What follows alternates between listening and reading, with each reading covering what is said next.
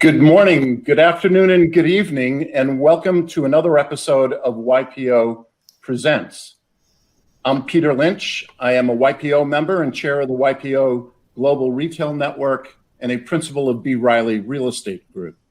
Today, we're speaking with a global panel of retail chief executives, Sacha, Zackariya, Samir, Kulkarni, and Jerry Kohl. We'll discuss the current retail landscape, how it's changed due to the pandemic, predictions for the holiday shopping season, and what the future holds for the industry. Let's meet our panel. Samir Kulkarni is the CEO of Showcase, an international retailer with 117 stores from coast to coast across Canada and the USA in North America's top malls. Showcase's combination of proprietary trend identification technology, nimble supply chain, and interactive store environment has propelled it to retail leadership of the greatest emerging trends in health, beauty, home, and toys. Samir, welcome to the discussion. Thanks, Peter. Great to be here.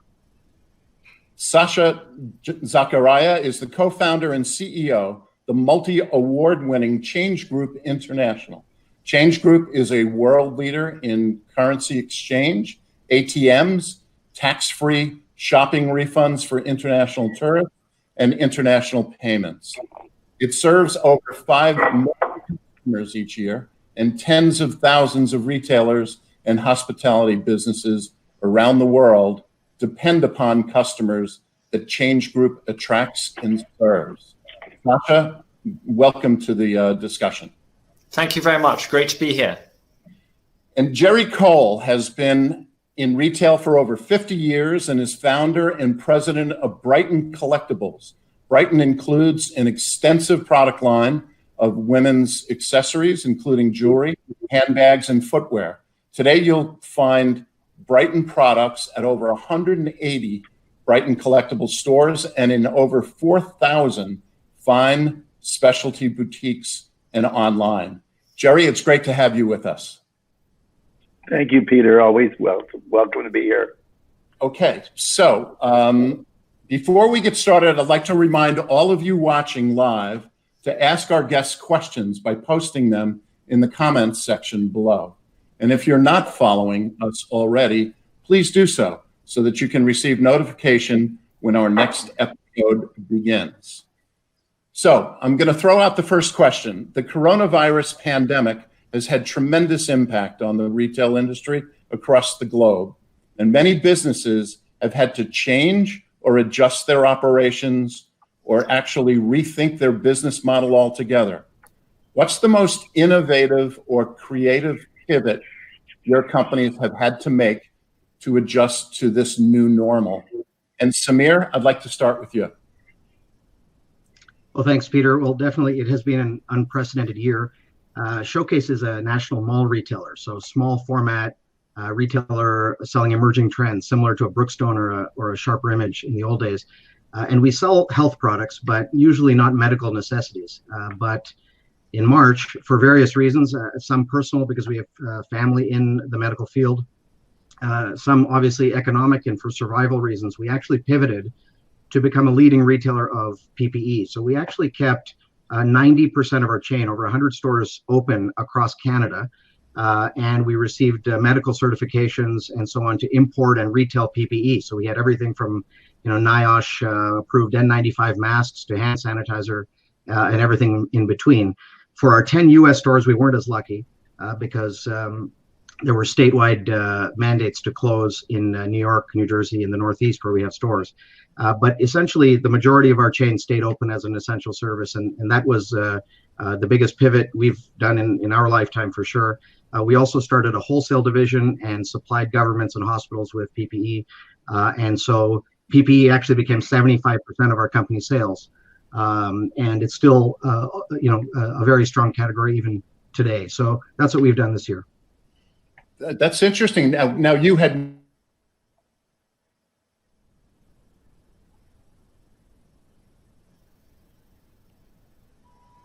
Sorry, I'm not hearing anything. Peter, you're frozen.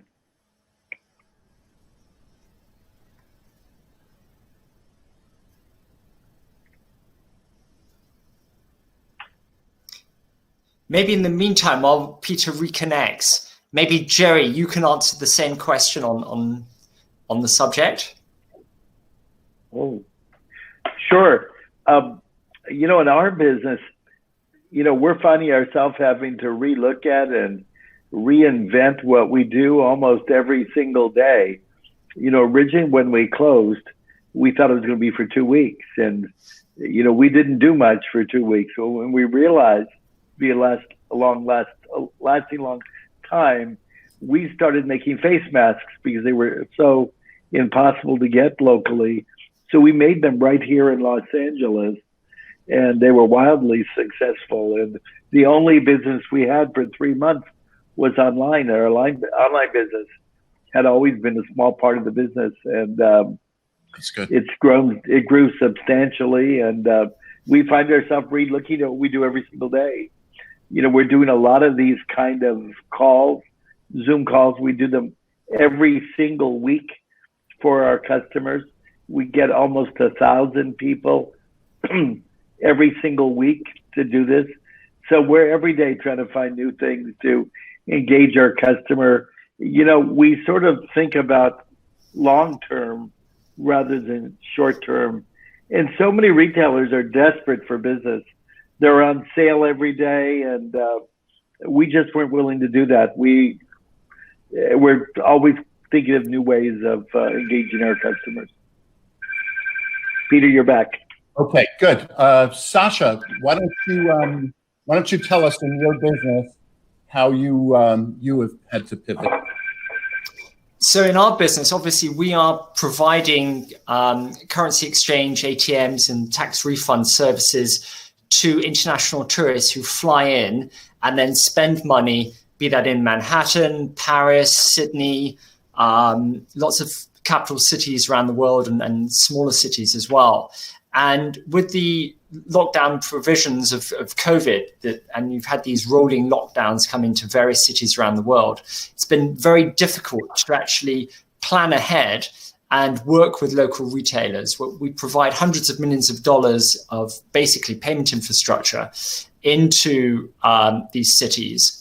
And so where we've tried to pivot is to work with retailers around us in hospitality venues, restaurants, those kind of places that depend on the Chinese, the American, the European, the Brazilian customers who come to us, exchange money, spend it, and then especially in Europe and in Asia, then do tax refunds with us and then spend some more.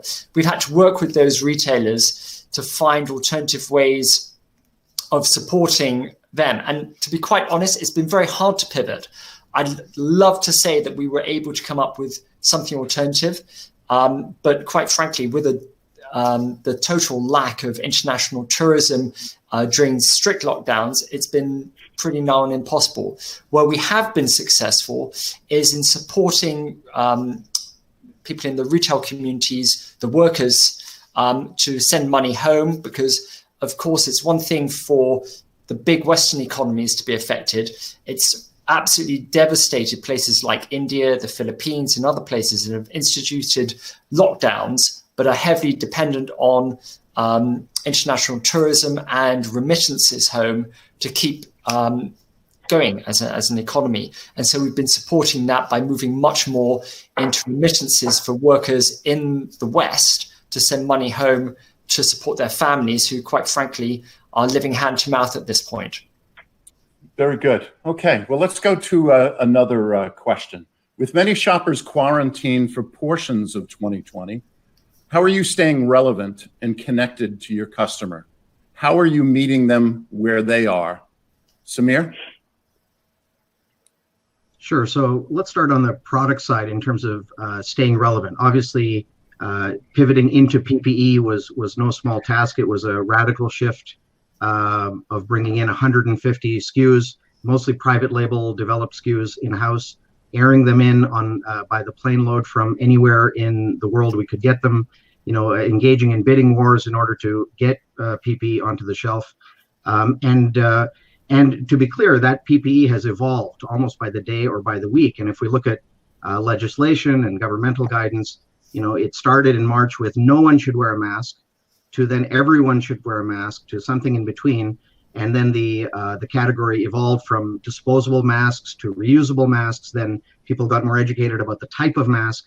And then today it's more secondary items like lanyards or storage cases for masks and things like that. So really we shifted along with the consumer and along with the latest health guidance in terms of the assortment. I think the other thing other than PPE is due to all the lifestyle changes that are happening, at-home fitness equipment has been huge. And we typically stay away from large equipment because our stores are small, but obviously all that is out the window. We're now, very big into fitness equipment, DIY crafts and activities, things to do at home, toys and things like that. So that's the relevance from the product standpoint.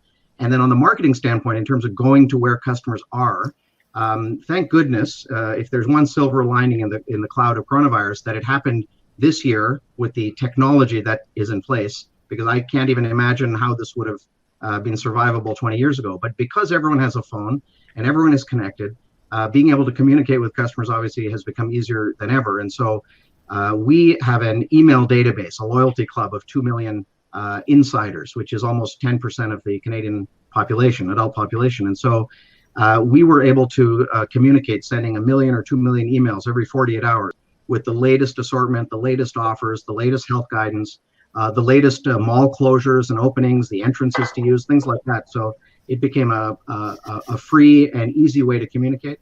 And then the other one is social advertising. So people were on their phones and on Facebook and Instagram more than ever this year. And so we advertise heavily on those channels to get the word out about our products, because essentially the walk-by traffic in the malls got decimated starting in March, and they're still not back. So advertising and communicating directly with the consumer has been absolutely key. Very good. Sacha, since you're so dependent on your retail partners, what kinds of pivots did you have to make to keep closer to them to meet their needs? So again, a really tough call. So essential services of providing ATMs into retail malls, into places like Harrods, into airports, has continued to be a priority for us. We've tried to keep open services where we've been legally permitted to do so, to support the retailers and to support the consumers going through. It's been really hard, though, to maintain contact with international customers because, for example, the Chinese people who come over for that trip of a once in a lifetime or once every few decades, quite frankly, to a particular continent, they tend to be one-off customers. And although the retailers are absolutely desperate to attract them and to pull them in, until they start getting on flights, it's very, very difficult. So we basically moved over towards domestic services. People still use cash for about 50% of all point of sale transactions, despite concerns around coronavirus. It turns out that according to various national banks, coronavirus can't be transmitted by cash.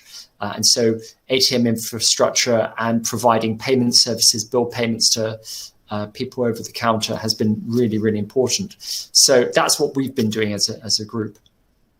Very good. And Jerry, why don't you give us your perspective?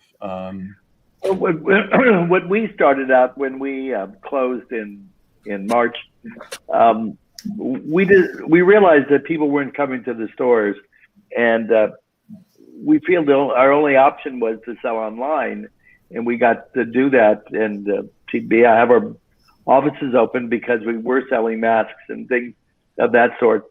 So we too believe in technology and have a big mailing list.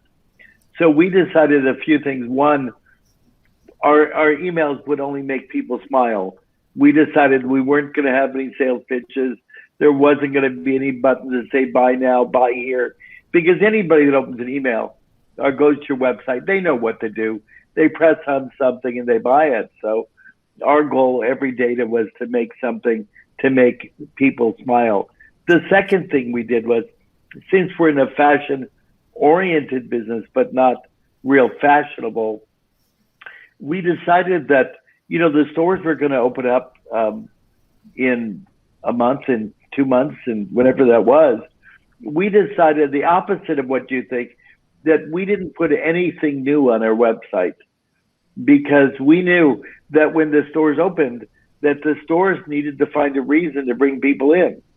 And if we had showed all of our new things while we were closed that we wouldn't have anything to say. So we sat down and we re-merchandised things that we had before, that we had in our warehouse that we had, because so much of our business is repeat styles and fashion. It looked new to people, but it wasn't new. And we decided every 2 weeks we would have a different presentation. So if you looked at our what we were promoting this week, 2 weeks from now, we'd have something completely different. So we learned that the word is not retailer, the word is merchant.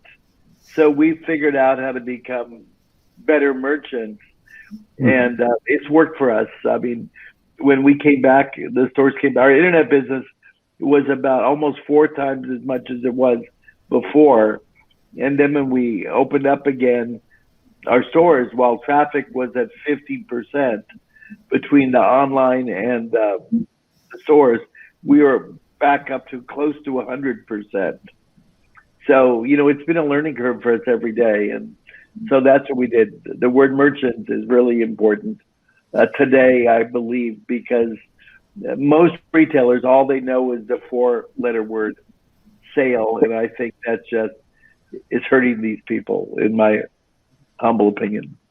Yeah, that's an outstanding point. Thank you. The next question for the group is, what retail trends have accelerated due to the pandemic? And will these changes be long-term or are they temporary? Samir? So dovetailing off of Jerry's point about us being merchants and not simply retailers, I think the channels definitely are shifting, and the shift towards e-commerce is here to stay, and it definitely has accelerated during the pandemic. Just to give you a quick stat, our e-commerce sales were 8% of our company sales last year, because we're a tried before you buy it store. We expect the majority to be happening in store.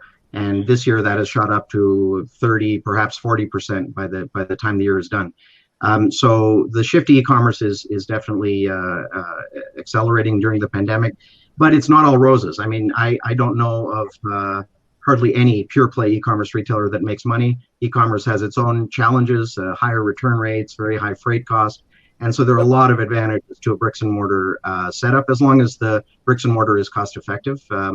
And so I think, there will always be that role for bricks and mortar, but e-commerce definitely is taking a bigger share. I think because of that, I think that retailers should be focused more and more on private labels and exclusive products. I think competing against 100 other websites selling the same item is not a path to riches. And so our focus has been on more private label product development, so that we can preserve exclusivity, preserve pricing, preserve margins, not do as many of those sales that Jerry mentioned. And then I think finally the last thing I would say is on the advertising front, because I think the burden of traffic is shifting to the tenant. In the good old days, you'd rely on the neighbors, rely on the anchors, rely on the mall or the caliber of the center to drive traffic. And I think that's shifting. I think people have less and less time or patience or comfort with simply browsing and discovery. They want to get in, get out. They want to know where they're going. So there's more destination shopping. And so I think more and more advertising and targeted promotion needs to be done by the tenant, by the retailer, in order to drive traffic to bricks and mortar. Interesting. That's a great comment. Sacha, tell us about what you think in trends have changed because of the pandemic in London, as an example. So one of the things I think has been absolutely fascinating in lockdown 1, which occurred in April, May, and June, was that there were limited periods of time when shops were allowed to open, but hospitalities, food and beverage outlets were not. And it was fascinating to see the impact that actually had on shopping streets. So the predominant shopping streets in London, for example, are Oxford Street and Regent Street. And when the shops were first allowed to open, but the hospitality venues were not allowed to be open, it was very clear to see that shoppers actually did not want to engage in shopping in the center of town. You found that people would walk up and down and go, you know what, I'm tired, I'm hungry, I want to use a toilet facility, but there are none.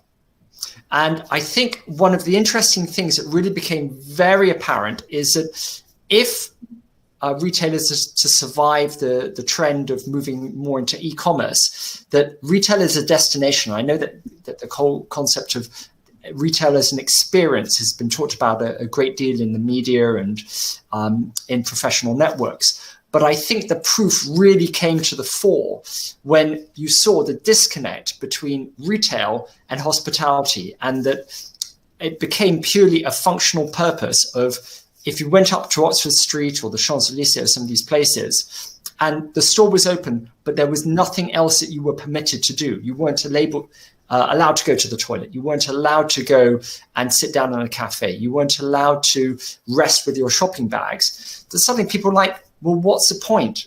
It's then no fun. I might as well sit at home. So I think the concept of creating environments where people want to be, where they're doing far more than just simply shopping, is now absolutely in everyone's mind. And I think town planners, as well as retailers, are having to work together for one of the first times ever and say, okay, what is it that we need? Is it more cycle lanes? Is it more bus stops? Is it more street furniture? Is it more cafes which are allowed to be in certain areas? Because especially in Europe, for example, there's very strict zoning regulations about what is the mix that can go onto a particular street. And now for the first time, it's become much more apparent to everyone, these different types of businesses really do serve symbiotically. And I think that's one of the great trends that you're going to see going forward, is all of these different things coming together. So Omnichannel works not just from a perspective of e-commerce, but also about how does hospitality fit into retail. Very good, Sacha.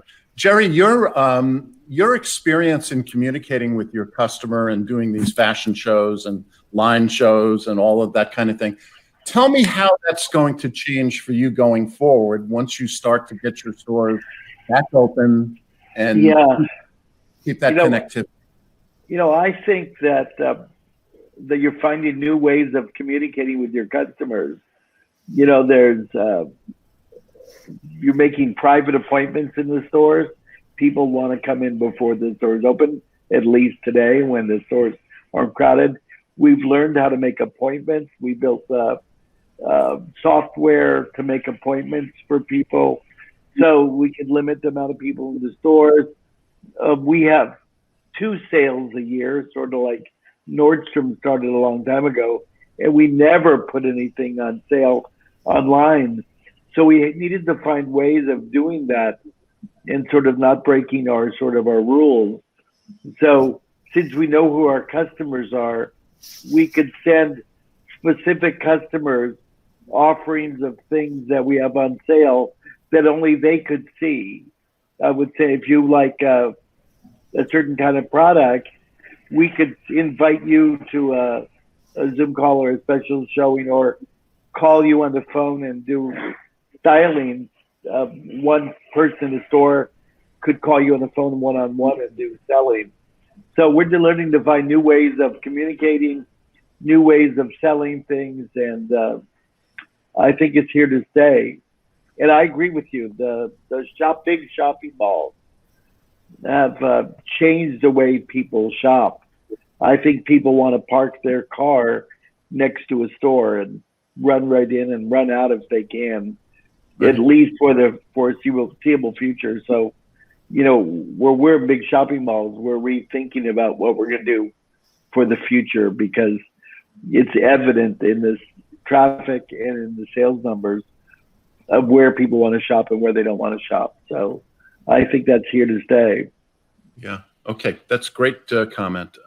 Let's move beyond the customer and now talk about the financial challenges of maintaining a retail footprint. With anchors abandoning shopping centers and smaller retailers finding it difficult to maintain their existing brick and mortar locations, how will retailers operate moving forward? And this will be somewhat controversial, and we want you to be very, very open about your view. Samir? All right. Well, 20 years ago, when we got into this business, we used to say our biggest advertising cost is rent. And we would go to the big mall and pay the top dollar. And that price has risen over the last 20 years in a big way. And it was a point of pride of the rent that you were paying, because that means that you were getting the traffic, and therefore you should be getting the sales. And the word pride is probably not the word I would use anymore about rental costs. And things obviously have shifted dramatically. And I think this year especially, landlords have been more understanding, more creative, and more flexible than ever. At least from the standpoint of deferrals, but in some cases from the standpoint of abatement. But I think that landlords and tenants are seeing that they're really in it together. And I think, Peter, you alluded to this on the landlord call that you hosted a couple of weeks ago. And essentially, I think that the burden of traffic, again, is falling onto the tenant. The tenant needs to drive that traffic. Simply being in the major mall or on that Oxford Street may not be sufficient. And so retailers have to spend. And then the question is, so where does that money come from? And I think everyone will need to admit at some point in the industry that it's going to have to come from a right sizing of rent, so that rent can drop and be more reasonable to cover the true fixed costs of operation and some additional charge for the caliber of the center. But really the budget needs to be freed up for the tenant to do the advertising. So my hope is that the industry can come together on that, and that we can move to more of a sales-based rent model to avoid the boom and the bust that seems to be happening these days. Right. Very good. Sacha, give us your perspective from being in the UK. So, my perspective from what I'm seeing in the UK and in continental Europe and Asia Pac is that there are some landlords who really get it and are trying to work through the issues with tenants and are being proactive. Unfortunately, we're also seeing some very obstinate landlords who, quite frankly, are saying, sorry, this is the contract. You're locked in for 5 years, upward only rent reviews, irrespective of the market, and we're going to hold you to it.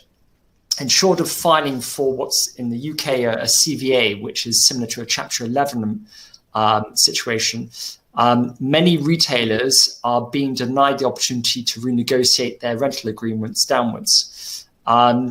There is a lot of talk of turnover rents, which has been prevalent in the airport industry for a better part of several decades now. And they tend to be connected to a minimum airport guarantee, a MAG, which is a baseline rent, which is typically 80% of your projected or forecasted revenues. So the experience, taking it from the airport environment, has been that where landlords, and airports are landlords, are trying to obtain funding, the banks that are funding the airport developments have only been prepared to lend the developers up to the amount of the minimum rent guarantee that they receive from tenants. So although there is a turnover rent, when it comes to actually then the development, the banks are not prepared to support a pure turnover rent as a mechanism for engaging in a 25 or longer year span financing facility. So where does that leave the industry going forward? I am less of the belief that we will see lots of turnover rents come into the marketplace. I think ultimately, yes, there will be some landlords who will agree to it, but I think they are going to expect some kind of baseline commitment, especially as so many of these retailers are unable to provide guaranteed forecasting on what the future sales are going to be. So how does a landlord sit there and go, well, I've got 5 offers for this retail space. I've got 5 business plans. I'm looking at their forecast. How are they going to actually decide which one is the winner for that location? Are these products going to last or not? So I'm afraid just on the 3 decades of experience I've got and having seen what's happened with airports, I can imagine, yes, more turnover rents, but I don't imagine that they're going to be without some kind of minimum guarantee commitments. And that's where the challenges are going to come in. Because then what protection clauses are they going to allow for not just COVID-19, what about COVID-22 or COVID-28 or 9/11, whatever? These types of things are going to happen, and landlords typically have not been that willing to absorb these costs, which is a pity, because actually, if you think about it this way, and now I'm speaking as a retailer, we sign on for 5-year, 10-year leases typically. Therefore, if you lose 1 year out of a 5-year lease because of a downturn, you've lost 20%. If, however, you're a developer and you own the asset, and you've got the asset for 20, 30, 50 years, maybe if it's a large family enterprise, losing 1 year represents a fraction of the total income stream. And therefore, actually, you can amortize that over a longer period of time. So I agree this needs to occur. I'm just thinking that actually, it's probably not going to happen in the way in which retailers would like it to. That's my take on it. Yeah, Jerry, let me ask you, since your footprint is mostly in the United States, and when you dealt with the pandemic initially, there was a lot of this, let's kick the can down, try to support the retailer, defer rent, let's hope that things are going to get better. So now here we are, the pandemic is starting to click back up again. The fourth quarter is going to be a difficult situation for every retailer. And really, when you look at right now through the next 9 months, 6 months, it's going to be pretty dicey. What's your perspective on all of that, Jerry? And how are you going to approach that? I wish I could tell you. I don't know. When this first started, you're thinking about the rents and my perspective on that as well. When this first started back in March and April, when everybody wanted some kind of abatement or deferrals for a few months, I said from the first day, you remember, the first day I was on the first call, I didn't care about March and April and May. I cared about September and October and November and January next year. And I haven't found any retailers, any malls that are willing to talk about next year. Right. We struggled to get someone to think about this year. So I think it's going to be tough. And I think Sacha hit it right on the head. The malls borrow money. They're all highly leveraged, and they need a document, a contract, an agreement that has a base rent that is a high price. The higher, the better. This way they can borrow more. So it's going to be tough. It's really going to be, Peter, what's really going to be tough is renewals. Right. What are you going to do for renewals? I have 50 leases that are coming up next year. How can you agree to sign a lease when you have no idea what people are going to do? Yeah. So it's Russian roulette, I think. You're going to tell them all, I took the stance, fine, let's renew our leases for 1 year or 2 years. And like Samir says, I want to pay a percentage of what I sell. Right. For the renewals. And I haven't found one landlord yet who's willing to say okay. Right. Now they were for a few months this year, but going forward, it's going to be tough. Yeah. Okay. Well, that's very, very good feedback. We've noticed that consumer buying patterns have changed. For example, what used to be back to school in the United States purchases this year included mostly tech and supplies, but not clothes or uniforms. Will Black Friday have a similar shift? Is there such a thing as Black Friday anymore? Why don't you tell us your perspective on that, Samir? Peter, I'll tell you in 2 weeks. I have no way to predict Black Friday this year. I think one thing that has been talked about in the media is earlier shopping. But frankly, in our business, we haven't seen any earlier shopping. October was very steady, and in November so far, it's ramping. We're a gift store, and so Q4 is a huge percent of our year. It's ramping in a very similar fashion to past years. There also is the psychological effect of Remembrance Day or Veterans Day in the U.S., where Canadians tend to want to shop after that day and start thinking about Christmas then. So we did see that shift after November 11th. But we still feel that people are waiting for the best deals. We have put some very aggressive promotions on earlier in November, and it didn't move the needle at all. So I think people still psychologically believe in Black Friday. I think instead of it being one day, it might be 2 weeks, but it'll be that back half of November. And so people may spread out their shopping. The other thing we've noticed is that the weekdays are much stronger and the weekends are much weaker than they used to be. So I think people are, I think it was Joe DiMaggio that said, that place is so busy that no one goes there anymore. And I think some of that is happening. So everyone is avoiding the Saturday mall crowd, and then Monday is ending up being the big day of the week because everyone goes then. And so we see sort of an even out of traffic. And so I think in the same way, we'll see an evening out of Black Friday sales across the second half of November. Very interesting. Very interesting. Sacha? So in Europe, Black Friday doesn't exist as a concept.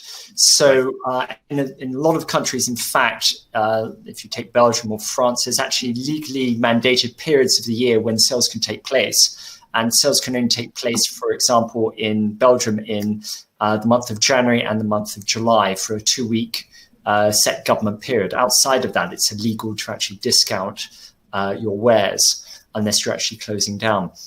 So that's not a trend that we see so much, but we do see trends like that on e-commerce sites. So there is a difference there, especially with Amazon Prime and the way in which they do things. And also in China, you have Friends Day on the 11th of November, which has been spectacularly large this year, partly because their economy has been doing so well and they're growing far greater than anywhere else on the planet at the moment. So the big discussion taking place is actually retail sales in the lead up to Christmas and how are they doing?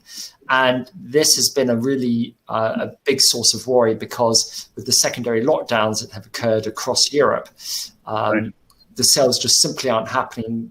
Retailers that have pre-purchased goods for sale in the Christmas season and would normally be getting rid of their stocks in November and December are now panicking. And so there's a real sense amongst retailers, are there enough shopping weeks prior to Christmas to get rid of the stock? Are they going to be left with vast amounts that it's going to have to be put on sale in January? And so that's a big worry. To what degree will people shop in the month of December? Very good. Now, the LinkedIn questions are coming in fast and furious, so I want to make sure that we respond to the people who are listening. So let me go first up, and this is to Jerry Kohl. Buddy Teaster, who's a fellow YPOer, wants to know what you're doing on these calls with your customers. He is just blown away that 1,000 people could be sitting on a Zoom call when you're presenting a new fashion concept to your customers. So why don't you talk about that, Jerry? First of all, people are hungry for knowledge. And so we have our designers come on and they talk about their new collections. They talk about how they design the things. We have a factory right here in Southern California with several hundred people. Used to be more, by the way, not long ago, where we make all of our samples there. So we bring people into the factory with cameras and show them how we sew handbags, show them how we bead things and how we make things. We have designers who are actually live designing products, and people like that. So we let people know what we're going to be doing next week. And also with the use of technology, we have a group of designers, about 10, and they all have their own look of product. So I know, Peter, what kind of product you like. Like, let's, for instance, it was a department store, and I know you like Ralph Lauren. I would contact you when I have new Ralph Lauren things in. So we have certain designers, and when we have them going to be on the show, on our show, we'll write those people that shop with us that their designers that they like is going to be on our show. and we get people to come that way. Great. No, that's terrific. Here's another question that just popped. Sounds like the pandemic is forcing bricks and mortar to work more closely with their communities, not just their customers. What effects will this have as far as working in conjunction with local governments? Would anybody like to tackle that? I know on the restaurant side in California, a lot of the communities have closed certain lanes on to make it so that you can have outdoor dining so that restaurants could survive this time. That's one example of municipalities working with their local retailers. Samir, do you have any feedback on that? Well, certainly this year, we expanded our focus beyond our core customer. We were serving first responders and healthcare workers. We actually had dedicated hours and special pricing for people who worked in hospitals and senior care and so on. So we definitely have taken a broader view of our business and who we impact. We've also aligned with various charities and are supporting various causes in the community. And then from a government standpoint, certainly I've gotten more involved in regulatory affairs than ever because the governments have had such a key role to play in whether we can turn on the lights and do business or not. And so I think just in the same way that landlords have had to become more flexible and more creative, I think that governments also are doing that, becoming more flexible and creative, because it really is an ecosystem that requires every pillar to support and participate to make it a success for everyone. Very good. Here's another LinkedIn question. Wants to know from the group, could you discuss the impact of omnichannel sales, distribution of product, how that impacts traditional retail store layouts and store designs?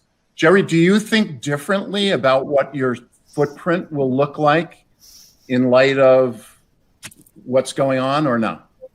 I don't. We have small stores, but I see you go to Nordstrom's, they've taken half the main floor of the store and made a pickup in store. We don't have that issue.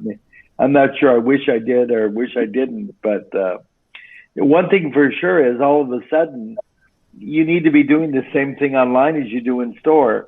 You didn't have to do that before because now people are nervous to come to stores. So, that's made it a lot more difficult.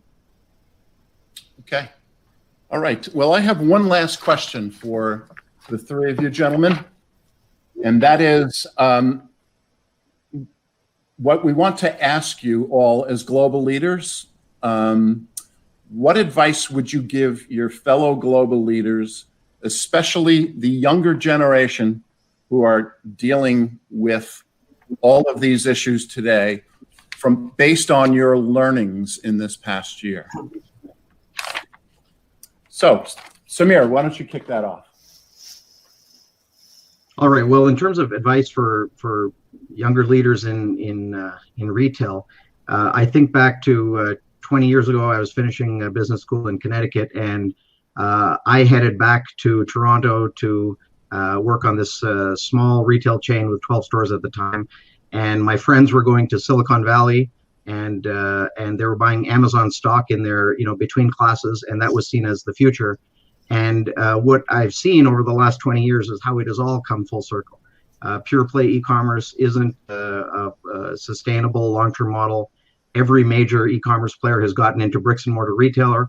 Obviously, every bricks and mortar retailer almost has gotten into e-commerce in a big way, and people are looking at it more holistically. And I think when you look at the shiny, flashy new objects, the Kickstarter campaign that every young person wants to start a Kickstarter campaign or an Indiegogo campaign or wants to be on Shark Tank.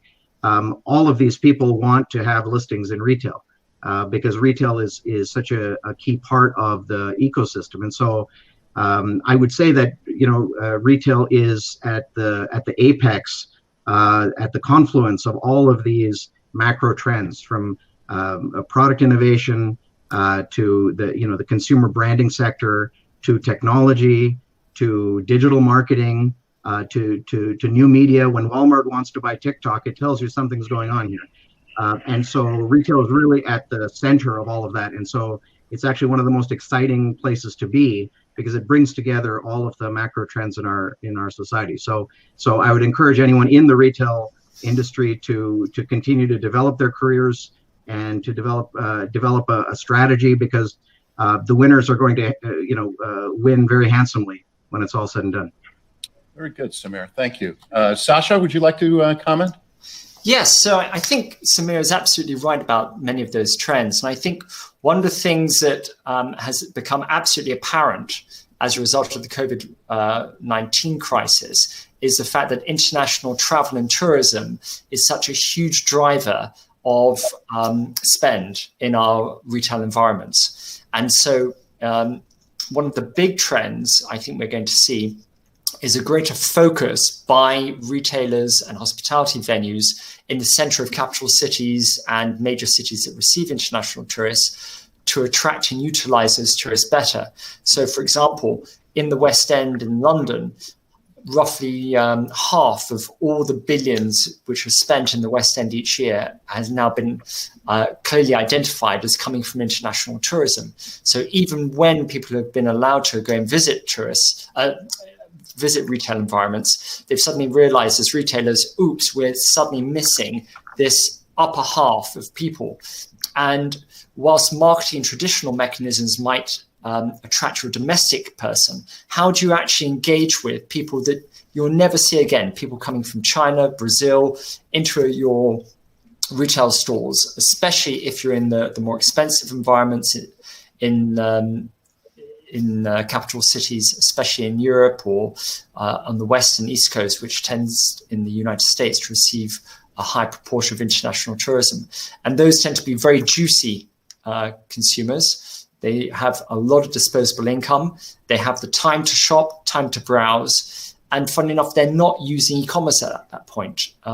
But their brain set, the way in which they're thinking is very much more about not the necessity of a purchase for today, but about something that inspires them, something that can bring home with a story to it.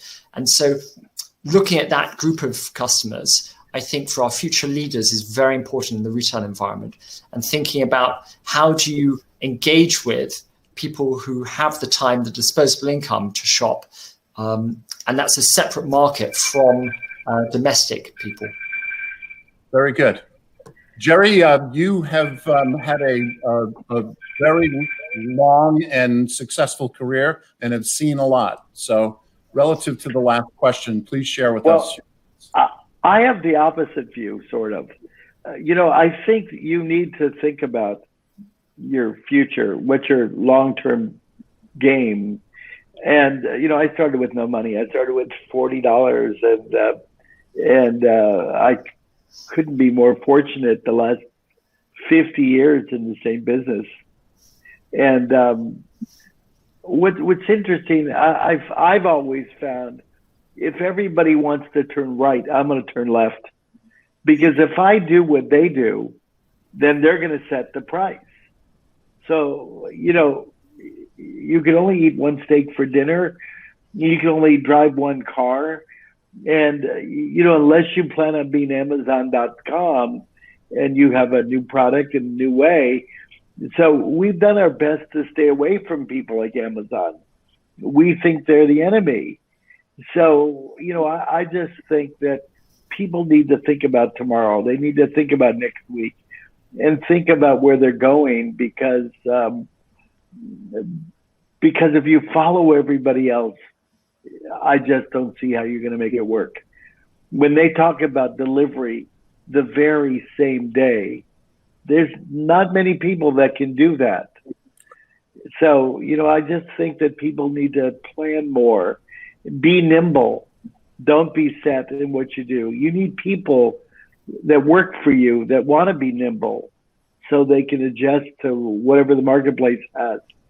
So I guess that's my sense, is to think a little bit more and to have the courage of your conviction to stay the course. It is so, look, The car doesn't drive itself. I'm the first one to say, you got to keep your hands on the steering wheel. And if there's traffic ahead, you got to change. But the idea is these retailers that don't stand for anything, the customers don't see them as standing for anything. Yeah. So I guess that's my message, is to have some plan and stick to it. But boy, if you want to go to fight with these big guys, I don't know how you make it. I just don't. I mean, you go to Amazon, you type in anything you want to buy. Think about Nike. Nike tried being with them, and you type in Nike and up comes Adidas. And so you're trying to build a brand name. You're trying to build a brand. And these people, they don't care about you. Sure, you're going to do business and make some money on the short term, but long term, I'm not sure that's a business. That's just my take.